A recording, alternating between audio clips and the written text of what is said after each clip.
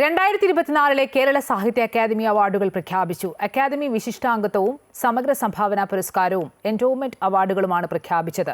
ഉപന്യാസത്തിന് M സ്വരാജിന് award ലഭിച്ചു. പൂക്കളുടെ പുസ്തകം എന്ന ഉപന്യാസത്തിനാണ് എം സ്വരാജിന് അവാർഡ് ലഭിച്ചത്. സമഗ്ര സംഭാവനയ്ക്ക് PKN Panicker, Payyanur Kunhiraman, MM Narayanan, TK Gangadharan, KEN Kunhammed, Mallika Younis എന്നിവർക്കാണ് അവാർഡ് ലഭിച്ചത്.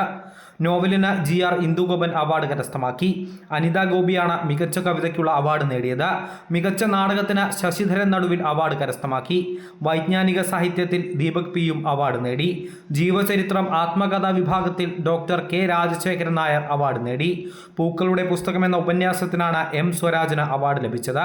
സ്വരാജിന് പുറമെ Salim Sharif, Durgaprasad, doctor SS Sreekumar, doctor Soumya KC, doctor Praseetha KP തുടങ്ങിയവർ എൻഡോവ്മെന്റ് പുരസ്കാരവും കരസ്ഥമാക്കി.